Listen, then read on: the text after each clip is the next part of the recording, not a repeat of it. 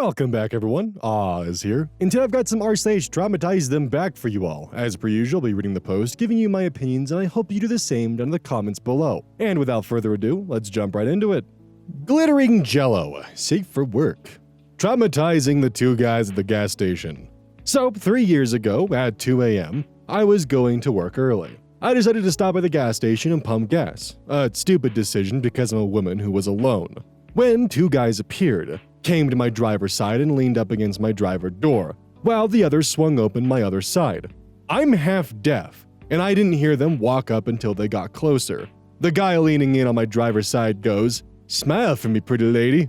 So I just say, "If you don't leave me alone now, I'll pour gas all over you and light you on fire." When the guy leaning up on my driver's side goes, "Jesus, I was only going to flirt," before they both took off walking across the street.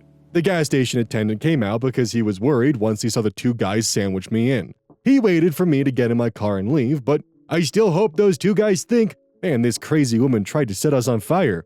That is actually something I've never thought of, as how spooky it could be as a woman trying to pump gas at 2 a.m. Because for me, it's like, oh boy, 2 a.m., time to go out driving. Oh, gotta stop at a gas station, may as well go inside and go buy things. Never thought of it from that perspective of, oh yeah, going to a gas station alone at night could actually be really dangerous. Huh.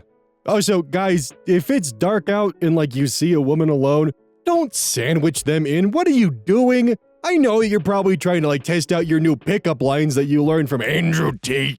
But seriously, don't box them in. That's not okay. You're gonna come off as some kind of sex offender. Don't do that.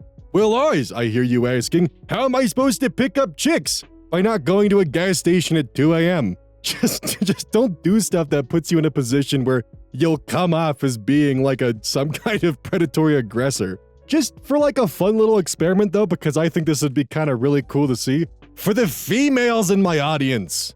Or for the twinks at gay bars. Pretty similar demographic here.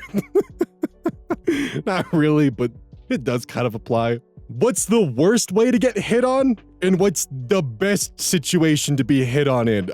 Genuine question.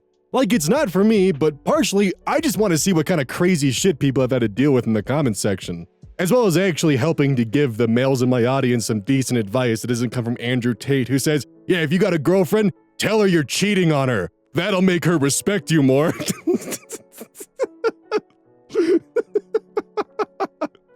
Joypill15. I was a crappy customer to our crappy customer. Saw a post here that reminded me of the situation, so I figured I'd share it here and give you guys a good laugh. I used to work at a customer service job at a dispensary. We had this one customer who was just a cranky, miserable woman. She'd come in acting all sweet, say hi to us all, ask for her product, and then the show would begin. Here's an example of how these transactions typically went. "This isn't what I ordered. Go get what I ordered." Employee: Ma'am, you specifically requested this 8th. You said you wanted 3.5 grams of brownie Scott. No, I said I wanted the pineapple gummies. Go get them now. We would get the things she said she wanted. She'd complain about lazy employees, be all smiles again. And then she would pay and leave. And be right back in the store a half hour later with any excuse she could think of. The package was open when she got it. The edibles were melted together. There was a hair in her jar. The package smelled like chlorine. Any stupid excuse she could pull from her ass looking for a refund or for store credit. She would try and use it. Every single time she came in, this is how it went. But then, one day, I went to a gas station to fill up my car while I was in the next town over. And wouldn't you be damned? She was a cashier at the gas station. So, I of course asked for a pack of Marlboro's 100s. She grabbed the pack and I said, "That's not what I asked for. I asked for the Camels." She grabbed the Camels. That's not what I wanted. I wanted the Newports." She sighed and grabbed the Newports. "What are you doing? I'm just here to pay for my gas." The long stare she gave me was almost enough to make me regret starting shit. But she knew, as an employee, she could get in real trouble if she snapped. So she forced a smile, put my cash in the register, and I went on my merry way. But I wasn't done. I came back in 5 minutes later. I looked at her and I said, "Excuse me, I only spent X amount on gas, but you took all of my money. Where's my change?" She is obviously super pissed off at this point, but what was she gonna do about it? That's fucking right. Absolutely nothing. So She tries very hard and fails to politely explain to me that the gas cost the amount I had given her and she couldn't give me the difference. So, in a voice that almost sounded exactly like hers, I complained about lazy employees, smiled sweetly, said goodbye, and walked out, just like she does. She didn't learn her lesson for a while, came back in a few times with the same old routine. Then I recruited a coworker, and we both went back to that gas station separately a few times and did our new routine. After trying and failing to file a complaint, she stopped coming in entirely, and balance was finally restored. I don't work at the dispenser anymore, but traumatizing her the way that she did my coworkers and I still makes me smile years later. Alright, so genuine question, is it okay to retaliate like this? Because in my mind, my brain immediately jumps to yes, but I could also understand how this could definitely cause some problems in the line. I mean, it's funny, don't get me wrong, and she probably definitely deserves it because the dispensary is not the only place she does this at, I guarantee it. But like, gang, is it okay to bully a service worker if they're an asshole? Morty and Murphy, you're my mother, not my friend. I'm your parent, not your friend. Anyone with a boomer set of parents has heard that particular phrase before, and surface level, I do agree with the idea that parents should not be trying to win their children's affection by being cool or having lax rules. But my parents, like most, didn't really have the emotional nuance necessary to wield the idea gracefully. They hammered this idea home every time I expressed hurt or unhappiness. Not when I was pushing the boundaries. They also loved to say, I love you, but I don't have to like you right now, when I did act out. If I said that the way I was being helped with my homework was not actually helpful, then I was being disrespectful and got the I'm not one of your little friends speech, just to name a few examples. Time rolls on, and like most millennials, I sort of check out of our relationship. I'm fulfilled and supported emotionally outside of my family, like I always have been. I love my parents, spent an appropriate amount of time with them, and just accepted that I have one of those families. I am an only child, so it gets lonely sometimes, but it's fine. We love each other, but I've accepted that I will not get the emotional support that most people get from their families. Well, my father got sick.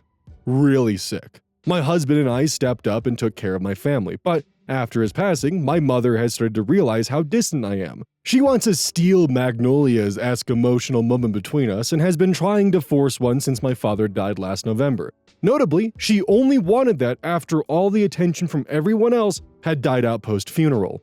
4 months after my father's passing, she starts sloppily probing about how I'm doing, how I'm feeling, how I'm managing my grief. My father and I had a complicated relationship, but I did love him a lot. I've been gray-rocking my mother since I was 20, so after 12 years of experience, it comes very easy to me. We have a short list of acceptable topics that I refuse to stray from. Finally, she got tired of good, staying busy, plus topic change as my response. During one of our scheduled phone calls, she snapped at me to just be honest with her about how I was doing and if I even missed him at all. My response? You're my mother, not my friend. The silence over the phone was palpable. She made an excuse to get off the phone, and that was that. Edit to add, there is more context to a relationship that made those type of comments a cherry on top of a shit Sunday. You can find it in my comments, I don't like typing it out very much. 2. I wanted to go to family therapy a couple of times in my 20s. They declined. It is what it is. I love my mother and will make sure she's comfortable and taken care of. We speak a couple of times a week and have dinner a couple of times a month. But I'm not one of her little friends either. They made their choices, and I can't pour from an empty cup. Edit 2, apparently people need it spelled out. They were abusive physically and emotionally. Yes, I only get one mother, but she only got one me.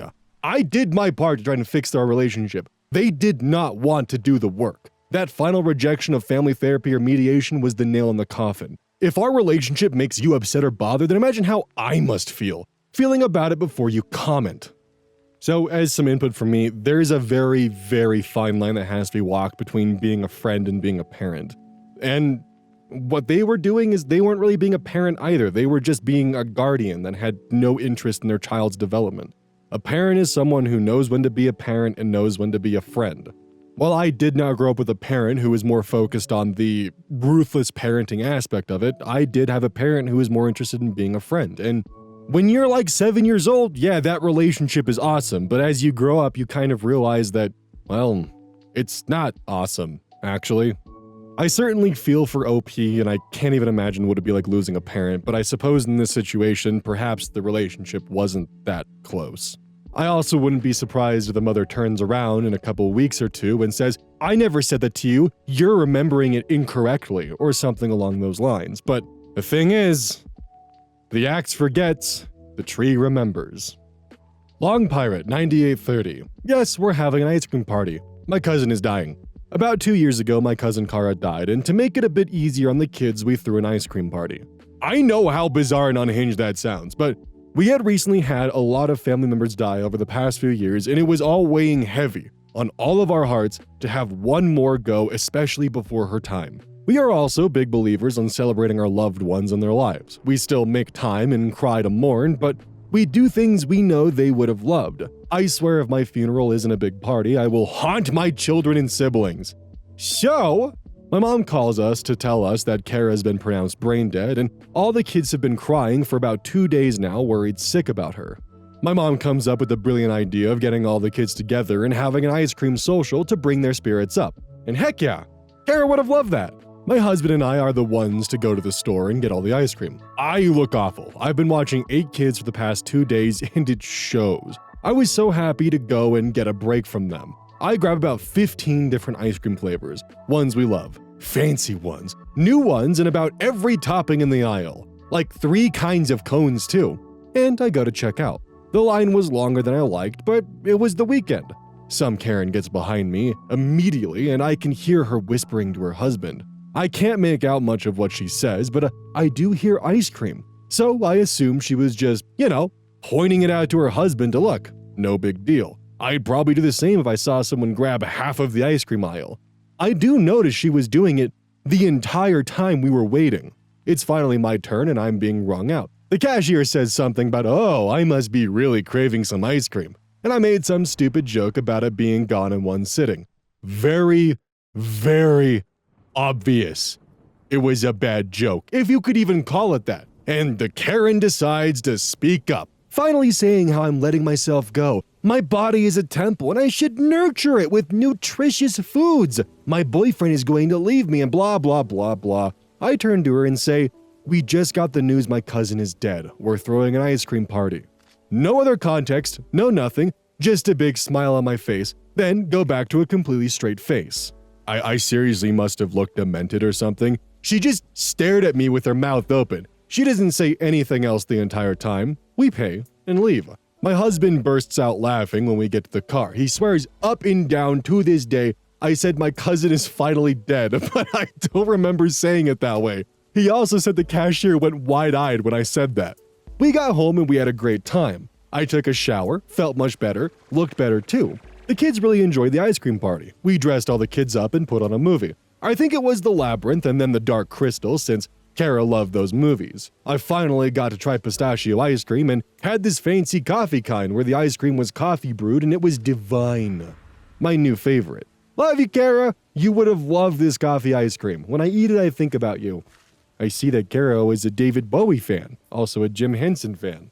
I really do wonder if the lady actually believed all the ice cream was for her, because there comes a point when you're buying something where it's pretty obvious you're not buying it for yourself. I mean, there's like a fine limit. Like if I see someone buying a dozen donuts, I'm like, okay, that could be for you, it could be for a couple people, but I know for me, I can eat a dozen donuts in a sitting.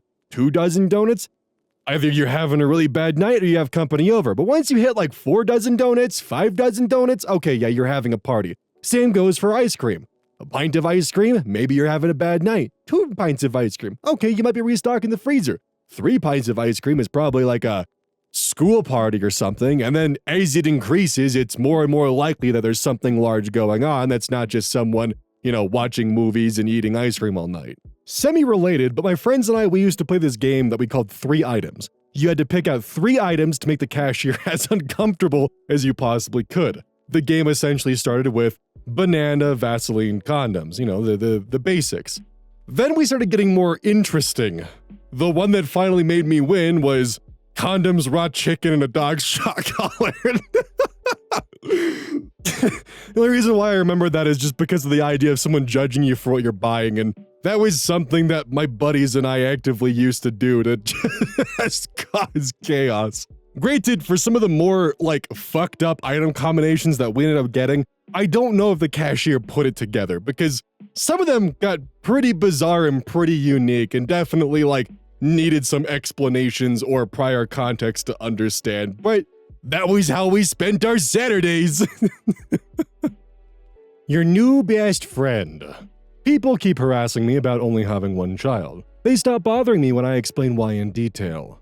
So I only have one child, and shortly after her birth, we decided we're going to stop at one child. Some distant family members of my husband didn't agree with that and kept pestering me about having another child. I told them I had a rough time with pregnancy and birth, so I didn't want to go through that again with the second child. They told me I was selfish and could put up with it so that my child could have a sibling.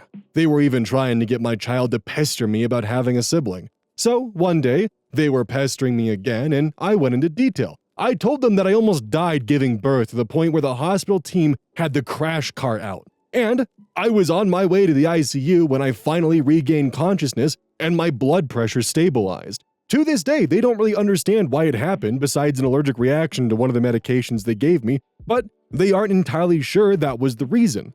Multiple doctors have told me that I should not get pregnant again because that complication might reoccur. I have told those family members that I cannot risk dying just so my daughter can have a sister or brother, and I think it would be selfish of me to have another time and risk both of them not having a mother. Needless to say, they have stopped bothering me.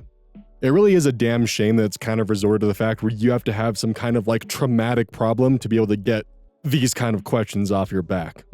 There's nothing wrong with just wanting to have an only child. I was an only child. It kind of sucks just simply saying yep, I don't know, one child's good enough for us. I mean, we're pretty happy with it, is just somehow not the answer they ever want to hear. More grandkids, more grandkids.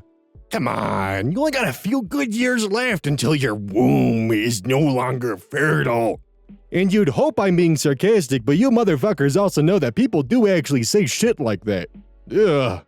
But yeah, anyways, it's a damn shame that you pretty much have to drop either some kind of fucked up medical history on them or some other excuse that's equally as fucked up for them to stop pestering you about this. Montgomery Zeph. Boss says my chemo treatment isn't as bad as all that. I put the evidence in her hand. A few years ago, I needed a course of chemotherapy and was warned to expect the usual side effects: nausea, fatigue, aches and pains, and of course, hair loss. Well, after the first couple of rounds, I was feeling fairly good, not too nauseous, which had weirdly been my main worry, as I hate throwing up. Vomit-free since '93, etc., etc. My gums had begun to hurt though, and I was starting to notice my hair was beginning to get, well, shall we say, a little bit loose. I noticed a little bit more on my comb, and a little more in the shower drain than usual. Now, I'd usually just put this down to regular old male pattern baldness paranoia, MPDP, but I reckon the drugs were beginning to take effect. Well, a couple of rounds further on, I really knew it. I felt pretty old and creaky. I had mouth ulcers and my appetite had vanished. Actually, that's not quite true. I occasionally craved a BLT sandwich, squashed wafer thin and chilled to near sub-zero temperature. I asked the doctor if this meant anything, and she said, yes, it now means I want a BLT for lunch. Helpful. However, my hair was still in place, but I could feel it was losing the battle to cling on, even so.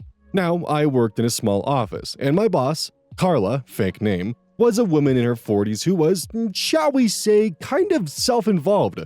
She would talk incessantly about herself, and the theme was always the same: how hard her life was and the many insufferable situations that she had to deal with. And being forced to listen to a lot of these problems, we all came to the conclusion that most of these insufferable situations were A, basically just run-of-the-mill problems everyone has to deal with, and B, largely self-inflicted.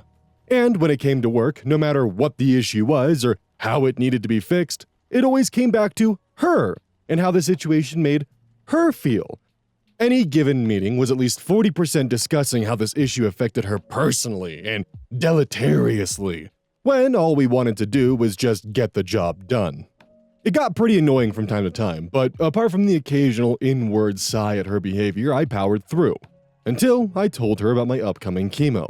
At first, she seemed cool with everything. I take 3 days off every couple of weeks to stay on a ward for the treatment, and I'd be back in the office the remaining time. No problem, good stuff. I told a couple of other people in the office too, but I didn't talk about it much. I didn't really want to get labeled as the cancer guy. And as the subject's a bit of a downer, I didn't want to bum people out needlessly. Everyone's got something going on in their lives, right? But then Carla's attitude began to change. I began to notice odd passive-aggressive comments she would make, mentioning my treatment or having to visit the doctor. Not much at first, but they began to grow in frequency. And then after a few days, my boss's friend came over to have a quiet conversation with me. "She's just finding it very hard to come to terms with your news," she said. "It's really affected her deeply. Just give her some time."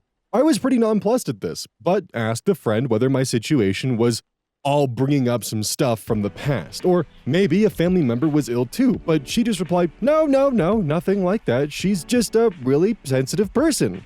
I told a friend that, well, my boss didn't really need to come to terms with anything, because it was me having the treatment and not her, and that she shouldn't worry about it. And then I went off for a long therapeutic crap to calm down.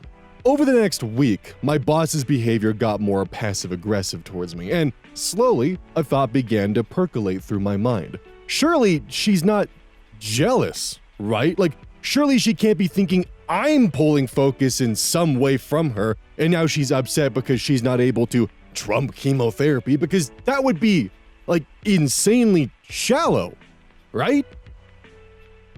Right? But the more her behavior went on, and the more I thought about it, well, once you eliminate the impossible, as Sherlock Holmes said, right? So things finally came to a head, or, of a hair. About 2 weeks later, I was at my desk but feeling fairly rough by this point. I'd finished a round of chemo 2 days earlier, and my skin was looking pretty gray. My teeth felt wobbly, but my hair was still there. But it felt like it was just kinda resting on the top of my head, rather than anchored there. A colleague noticed I looked under the weather and kindly asked me if I was okay, and I replied, "I'll be alright, thanks, but I reckon I won't have much hair this time next week." Well, my boss happened to pass by at the moment, and I could see her face screwing up as I said it. She then chipped in, "Oh, come on. I don't think chemotherapy is as bad as all that, is it?" Now, had this come from a friend, I probably would have let it go. And with my close friends, I'd made some pretty similar and extremely dark jokes myself, but so had they. But that's what you do with close friends, right? But I was not close with my boss.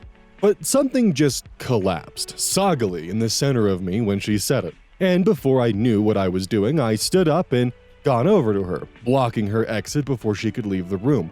"I'm not sure, Carla," I said. "I'm not sure if chemotherapy is as bad as all that. Why don't we find out?" And as I said it, I reached up to the back of my head and casually yanked out a giant fistful of hair. Now, my hair at the time was fairly short, but pretty curly, so I had a good old amount in my hand, about the size of an enormous orange. The back of my head suddenly had a huge bald patch, of the type you usually only see in a home haircut catastrophe sort of way when the clipper guard falls off. Put your hand across the back of your head now. Imagine all of that suddenly gone, and you're in the right ballpark. I held the massive hair up in the air for a second and then looked at my boss again. "What do you think, Carla?" I said calmly. I wasn't very calmly of me to say it that way, as I plonked it down in her quivering hand. "Let me know." And I turned and left the now supernaturally quiet office. Carla just looked at the tribble in her hand as if it was a grenade. Now, not even a long therapeutic crap was going to sort this one out. So I took an early lunch and stomped out to find a place that could do me a freezing cold squash BLT sandwich with extra mayo. When I got back to the office, the HR rep was waiting near my desk. "Uh-oh."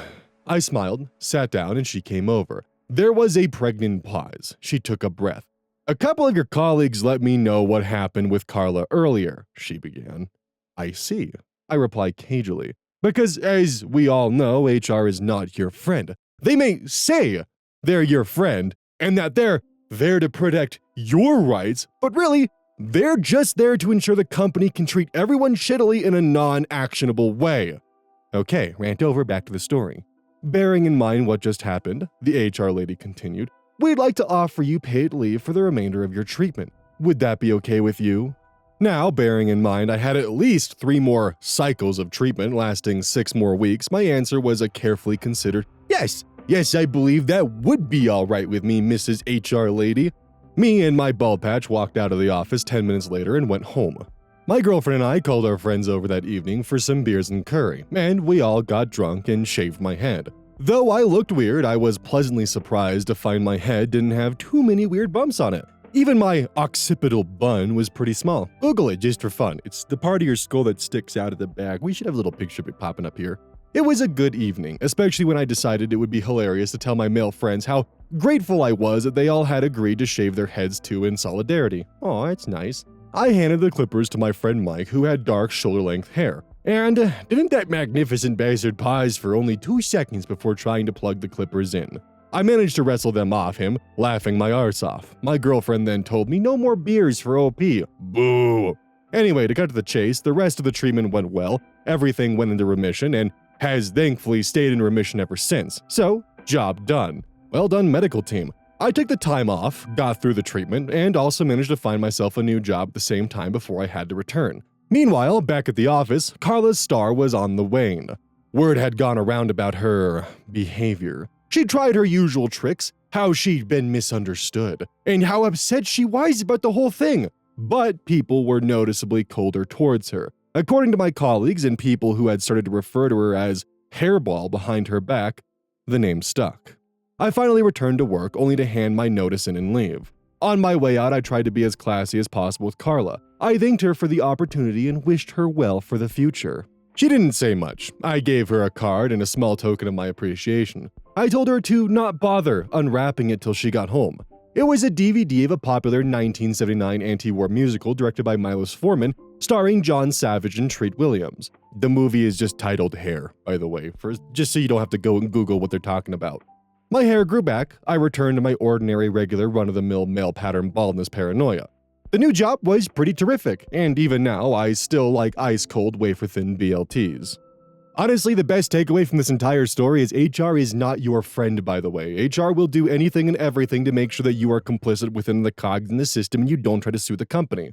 Just be careful and watch what you say around HR because they are not your friend, in the slightest.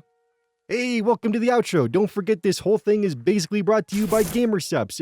If you like caffeine, then I can't recommend GamerSupps enough. Use code OZ at checkout to support the channel. And I do actually use this product. It's replaced all other sources of caffeine for me because I feel good. It doesn't have any of that extra stuff that a pre-workout blend might have. It's with a couple of the extra things to make it so you don't crash as hard. It's good. I like it. Personally, if you really want a good flavor, try the Soda Pressing Pear or even the Dragon Fruit Punch. Those two are my personal favorites right now.